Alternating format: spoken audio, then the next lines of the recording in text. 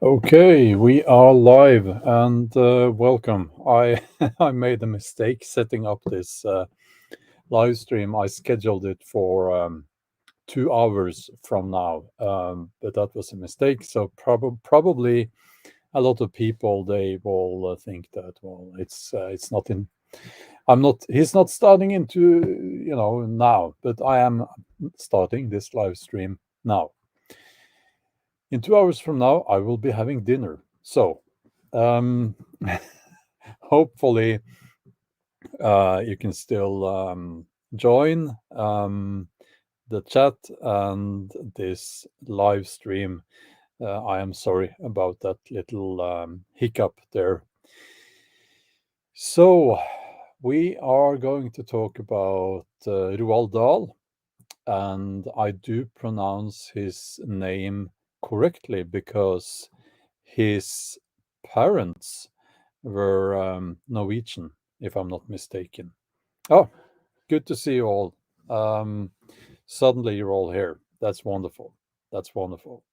So let me just let me just give it a few seconds until people who maybe think that I wasn't starting until 2 hours from now, until those people have joined.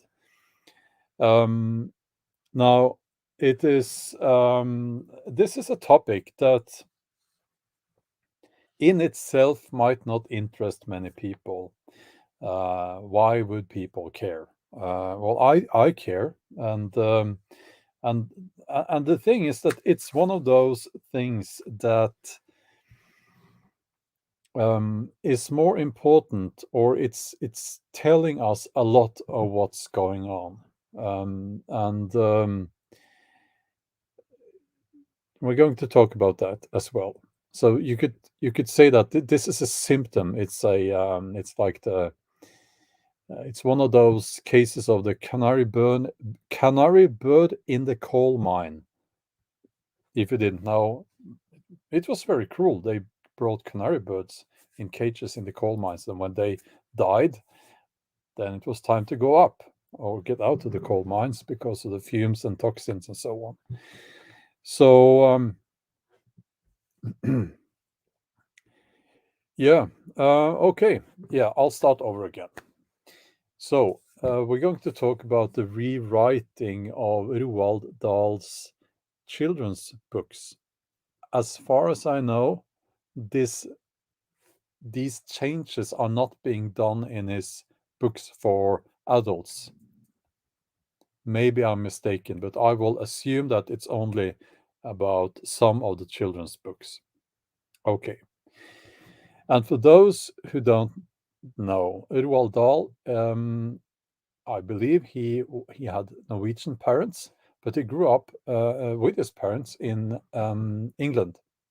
So he is considered as an English author. And he is an author. Well, he was. He's dead now. He he was a he was quite eccentric on his older days, and I am myself a writer. I have written many novels. That's my work. This is my hobby. I'm not a full-time YouTuber, but I think I can talk about this and tell you how I feel about this whole mess coming at you, as the Americans say, coming at you um, as a novelist.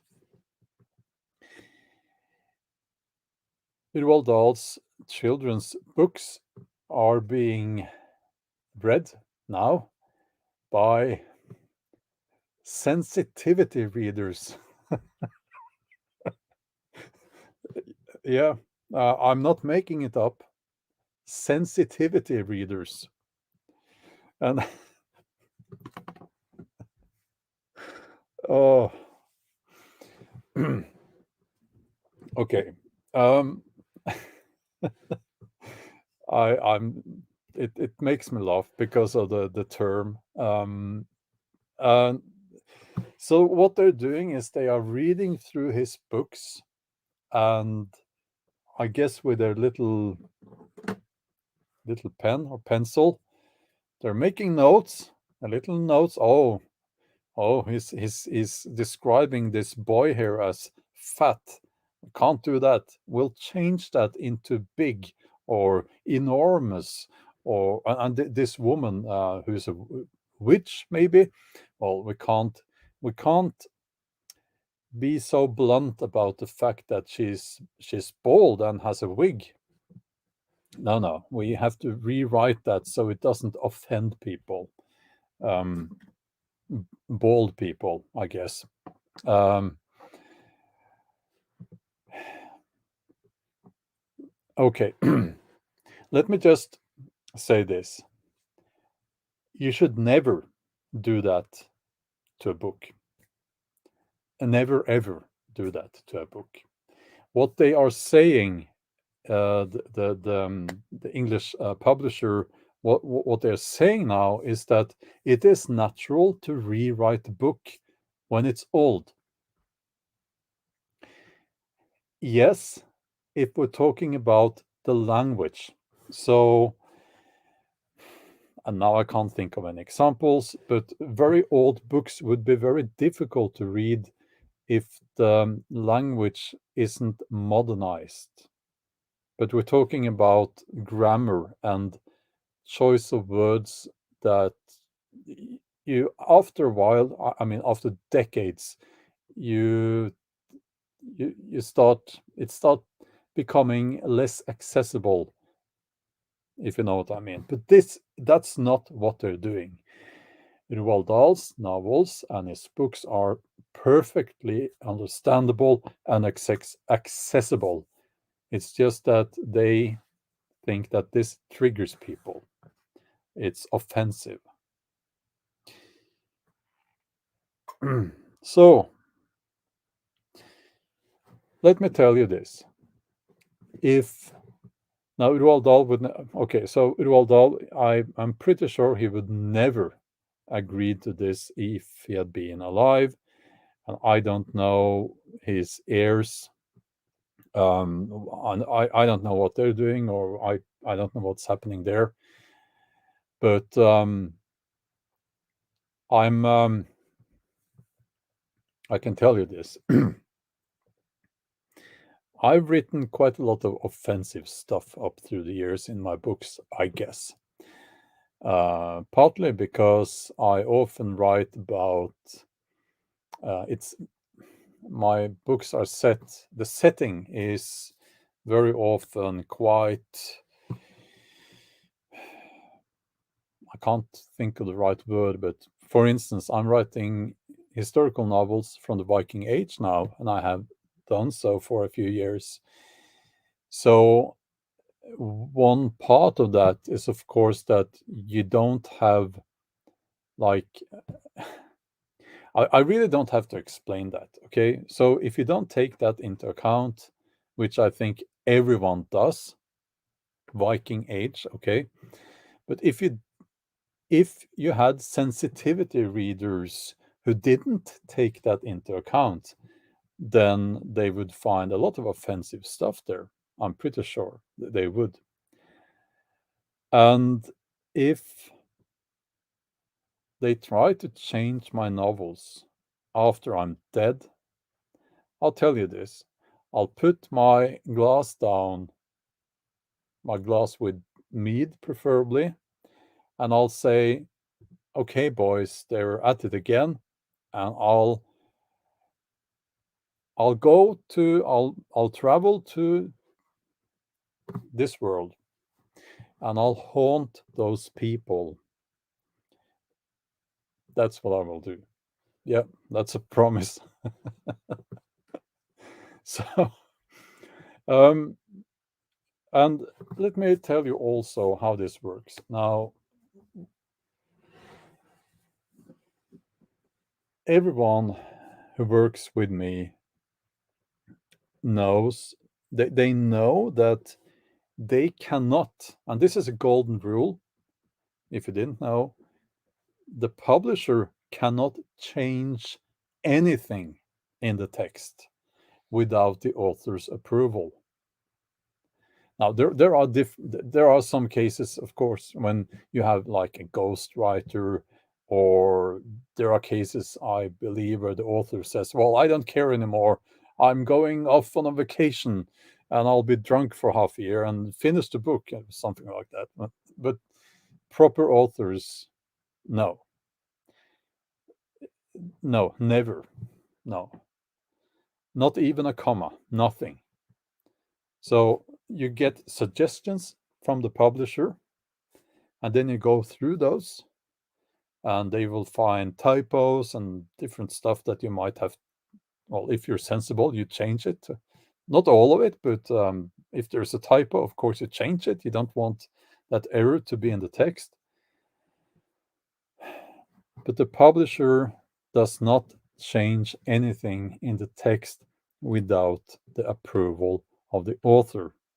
And doing that after the author is dead is not okay. Okay. So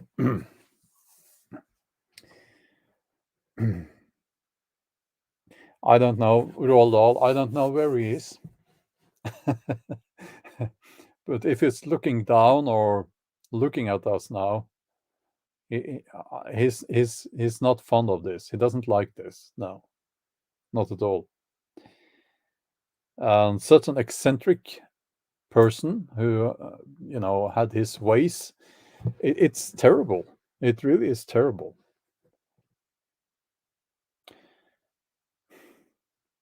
No. So, okay. Yeah, a good question. Who has Dahl's estate? I would guess the heirs. It's normal in the written agreements. There's a line there normally that the heirs will be stepping in if the author dies. So that's my guess. So they should not do this. And it's like a lot of authors are speaking out against this now. Salman Rushdie, he spoke out against this. He is doing better now, by the way, after that horrible attack, and lots of other people as well. And I just saw a headline: the Prime Minister of the UK, of all people, was very critical about this rewriting of Roald Dahl. So, yeah. Now, so that's, we can we throw up our hands like this. It's horrible. It's horrible, and I will haunt these people if they try to do this. But I mean, my ears will not allow anything like this. No, no. But okay. Let's see here.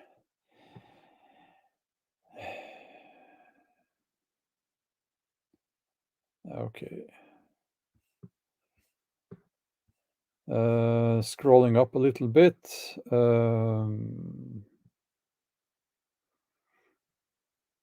Paul, I'm at StreamYard now, trying to get used to using StreamYards again. And Paul says, I was at the Roald Dahl Museum in Great Missendam last year with my daughter. I didn't see any wokeness there, but not surprised it has arrived. Let me just say one thing about Roald Dahl. One of the secrets to his success, and why especially his children's novels are so popular, to this day, very popular books. Children love them. It's because he doesn't try to please anyone. He's just telling a good story. And he's shocking. Very often he's shocked. He has this way of saying things in a very shocking manner. And if you think oh no, this can't happen. No, it will always happen that way, you know. um,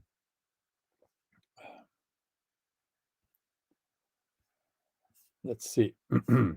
So let's look at the wider picture here. So this is part of a development, and we see this is one example of many examples where certain people are trying to rewrite, first of all, history. That's been going on for a long time. Um, and they are also, but let's not talk so much about rewriting history in this live stream. Let's look at the arts. I'll give you another example. Faulty Towers. Anyone old enough to have seen Faulty Towers? Thanks a lot, 12th man off-grid AK. Thanks a lot. Anyone who has seen Faulty Tower?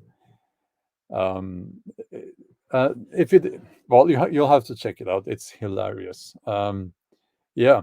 So he has this one episode where he pretty much offends everyone. Yeah, there are some German guests, and he tells his employee Manuel and everyone else in his staff, don't talk about the war. And then he himself starts talking about the war because he tries not to, and then he starts talking about the war, and it ends up with him making an impersonation of that guy with the ugly little mustache. And this is of course making fun of the, I don't know if we can even say the word here, but let's say the National Socialists. In who I'm talking about, and he's doing his funny walk with knees, feet high up, and it's it's very funny. But then BBC thought we can't show that because it's about well, I'll say the word. It's about the Nazi Germany, and that's offensive. What? It's like he's making fun of them. Isn't that good? And then another example. I'll give you another example here. Little Britain. That's a few years ago. There was this TV show. I think that was BBC as well. Little Britain, and they have several characters who are, like there's this old nice lady. They're played by these two guys, by the way. and she doesn't like anything or anyone who is not properly British, if you and she will throw up violently on everything she doesn't like. So and the TV series is making fun of people who have what's the word? Prejudiced, or who are prejudiced towards people who are different from them. But again, no, that's offensive towards minorities. So we can't. What? It's not offensive towards minorities. They are making fun of people who are offensive towards minorities. So we're seeing this quite a lot. And there's David in Little Britain. David, who says, who's the only gay in the village, and he, well, you'll have to take a look at those, both Fawlty Towers and Little Britain. And I don't know which other books are being rewritten as we speak.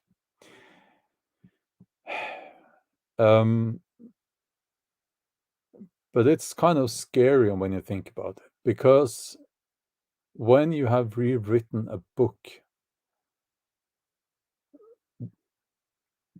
the old version goes away. Did you know that? It goes away. So I discovered we don't have Roald Dahl's children's books here. Books here, they have a habit of disappearing. So we're getting those now, because what happens is that once the publisher in the original language makes a decision like that, the publishers in other countries, like here in Norway, they have to make the same changes, if I'm not mistaken. It's like if I make a change in the text, then it will be included in the translation, like the Russian translation and the German translation in new editions. So, yeah, get those books. And I've been going on and on and on about building a library, or building up a library, I think is the right way to say it. Get books. Um, get more books than you read. Just buy books. You can buy secondhand books. They are cheaper. Just get books. And for many reasons, it is of course sensible to have a large library in your house. But now, when they're starting to rewrite books so that they won't offend people, then that's yet another reason right there to get those books now, while you can.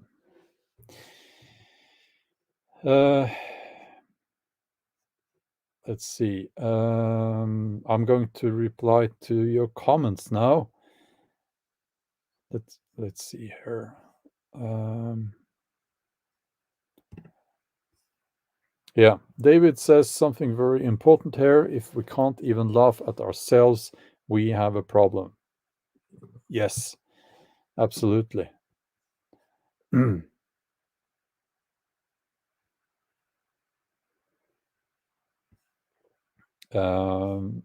Now, let's see here. Okay. You'll have to forgive me. I'm still getting used to this StreamYard thing. I have used it before, but then I forgot all about how to use it. So yes, if you can hit the like button, that's great.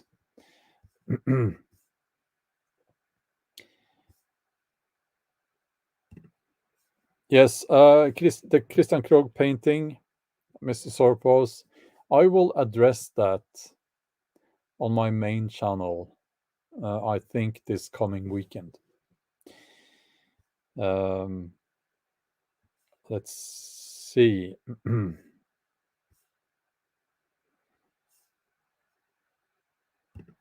Yeah, that's a good point. Dakota races, they are okay with gender books and sexuality stuff. It's messed up. Well, it's here's something that I would like to say. I get offended too.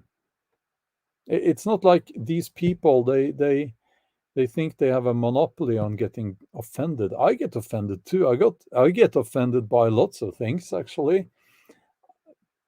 More things than you would like to know about, okay?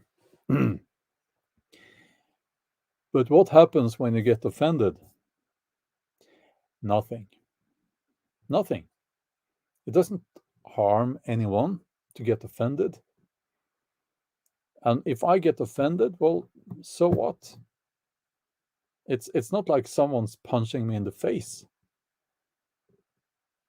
I get offended, but so what? Nobody cares. Move on.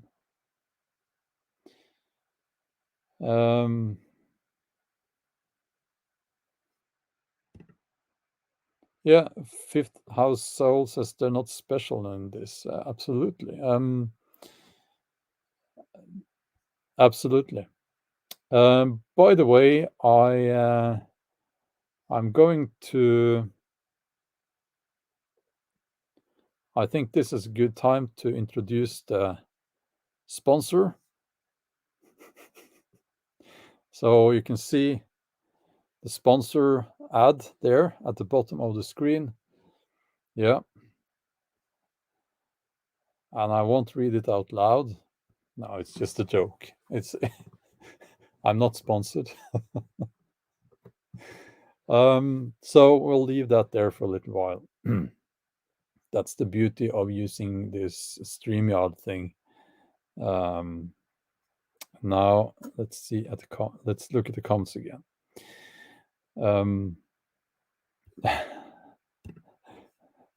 Tony says, "Look at me, I'm so offended. I need attention." Yeah, the sponsor is back, Bob. Yes, absolutely.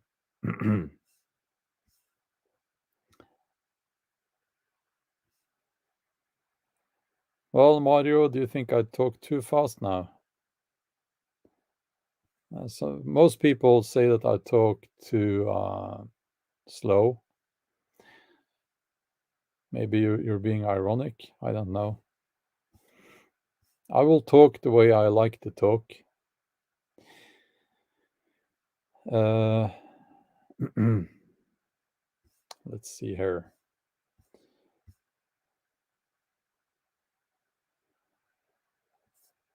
Yeah, let's scroll down.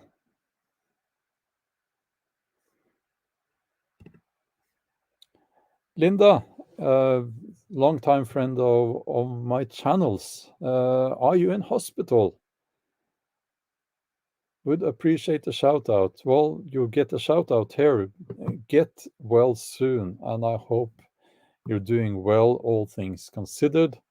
And I'm sure that the entire community here are wishing you uh, all the best and that you get well soon.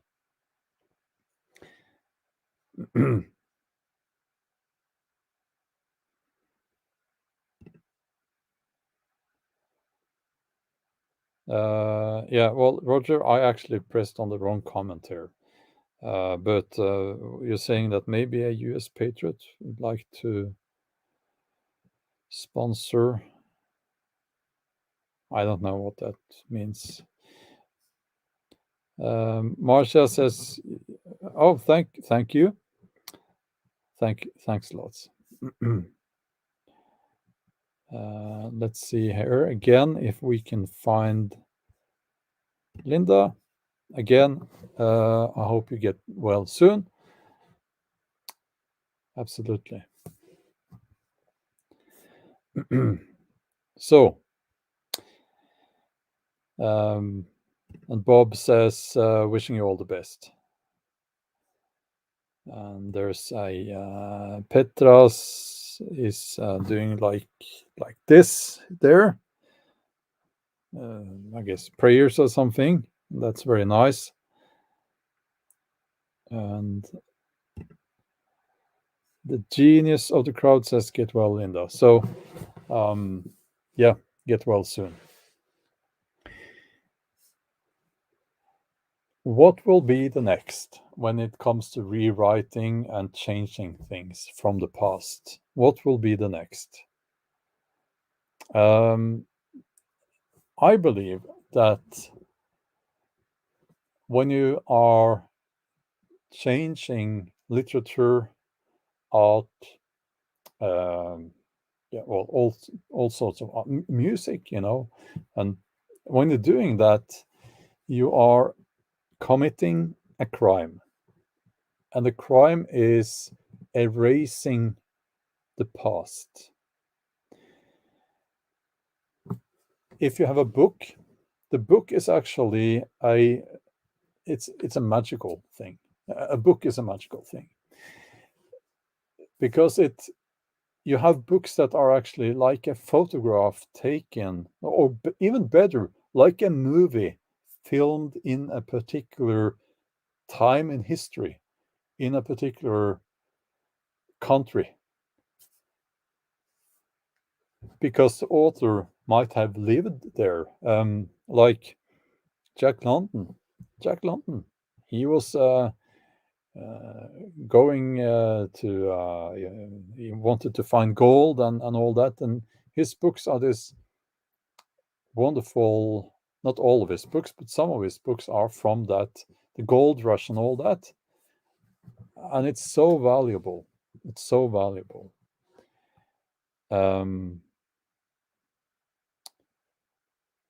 Let's see here. So let me tell you about one thing that offended me. I do not follow popular music much, I must admit, and I do not know the names of these artists. But I saw on the TV because the woman in my house who decides things here, she likes to watch TV now and then, and there was in the news, I guess, some awards. Now you have to forgive me, I'm a middle-aged man, so I get offended by lots of different stuff, you know. And there was, I think there were two rotund women on the stage with very little clothing, and they were kind of making these. I can't remember the music because the music is not important in this. Music, I use that in it's not the right word. I guess, you know, some kind of sound. And they were making very sexualized moves and all that. So now I get offended by that. I got offended by what I saw there. And why is that? Because they were taking something that is a great thing, that is a beautiful thing, that something that I view as one of the best things in life, and making it into this soulless, boring, mechanic, stupid, moronic thing. Talking about sex, you know, and what? And when I say I got offended, I don't get offended by some rotund women wearing little clothes on a stage making some noises. I don't get offended by that. No. I get offended by the way they are portraying sex, because it's like boring and stupid and moronic.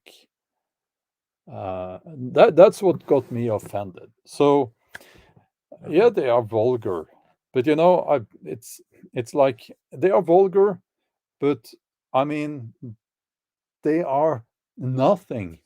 They're like so innocent. No, they're not innocent, but they are. Now I remember the 80s. That was much worse. People don't realize that these artists, they think they're so edgy. They are not. They move within this framework of what will be accepted and what will be viewed as politically correct, while also somewhat provoking to certain people. You know, no, they're not being edgy. It's not exciting. It's just stupid. So yeah, but anyway, what happens when I get offended by that? Nothing. Nobody cares, and that's okay. I don't have to watch it. And that's why I believe I said, I don't want to watch this. So we didn't. Problem solved.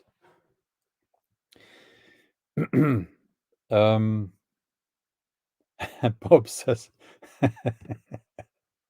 I'm still trying to forget the 80s. Yeah. Well, yeah, I've never been a fan of pop music, but I think the 80s was better actually than what we have now. But it was never my favorite. So, um, let's see here.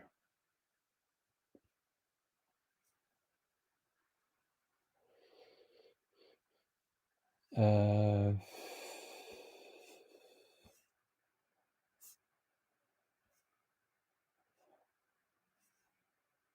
yeah, okay.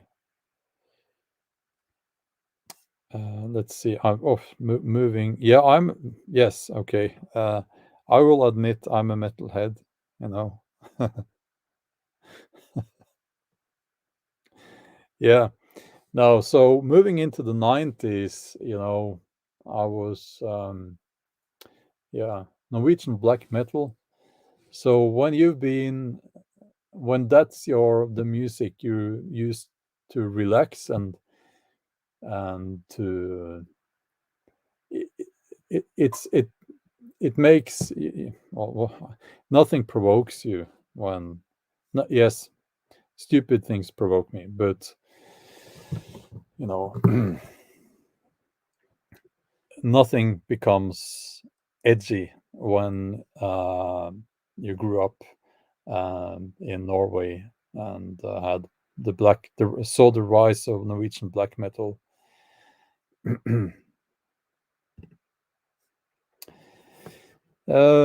Stephen, thanks a lot for the donation from Philly. That's Philadelphia, I guess. Anti-war protest in DC. Yeah, it needs to end. It needs to end. Um, Black and Viking metal. Yeah, um, absolutely.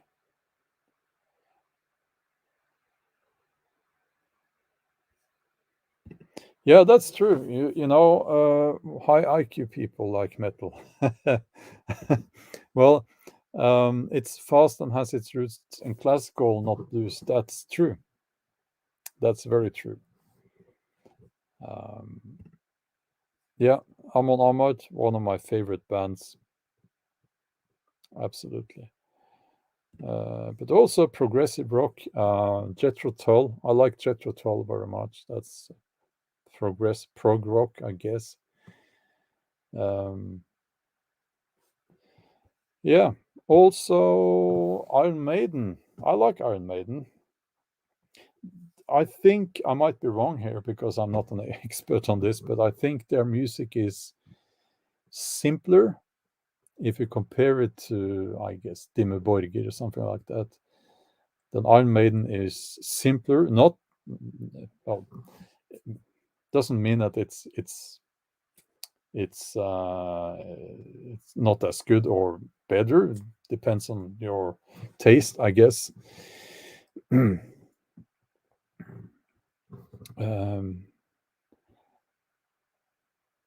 yeah, Ian Anderson is still going strong. Yeah.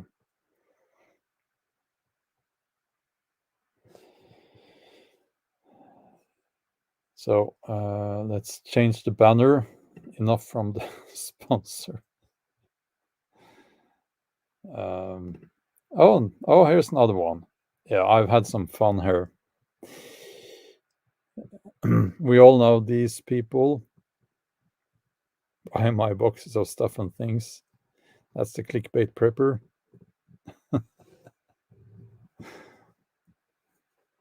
Yeah, but I will do this. And now you're going to tell me I'm just as bad.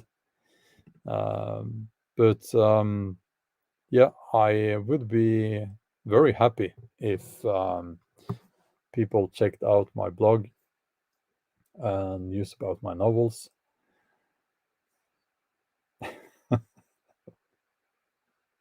Did you, Reno? Did you try? Did you call up that number? Okay. Uh, Yeah, Iron Maiden, yes, they have lyrics about historical events. Absolutely. Yeah.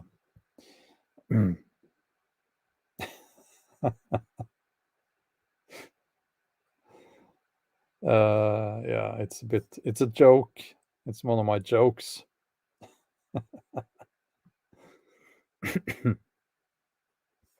So, okay. Matthias Treeman is here.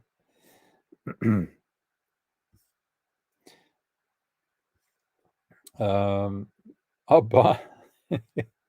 I'm I'm not a I'm not a fan of ABBA. I'll tell you why. Let me tell you why I'm not a fan of ABBA.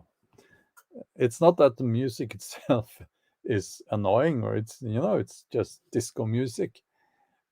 But, but for some reason in Norway, if you're at a party, the girls will always at one point put a ABBA record on. Back in the days when we played records, and yeah, so then the guys would be sitting there wanting to listen to metal, and the girls they would not allow that, and they put ABBA on. So yeah.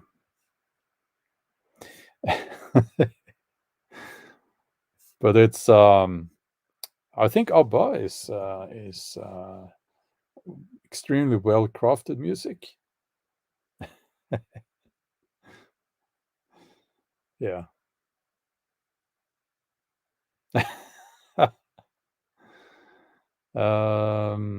Let's see here. Um,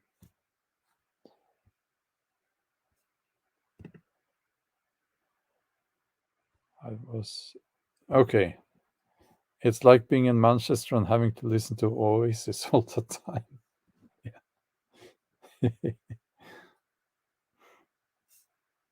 yeah. We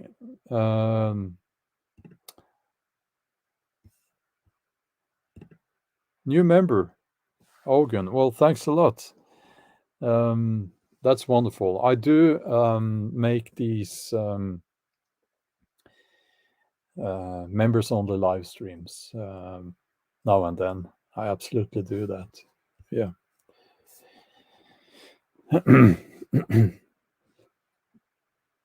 So I'm going to end the live stream now. And I want to thank you all for joining. This was just me trying to say that, well, you shouldn't change Roald Dahl's books. There was a reason why he chose those words, and he wouldn't have approved of these changes. I'm pretty sure of that. But they're going to do it anyway. So get his books while the old version while you still can. Okay. Have a wonderful evening or day or whatever. And we'll talk soon. Now, let's see if I can manage to end the broadcast. Let's see here.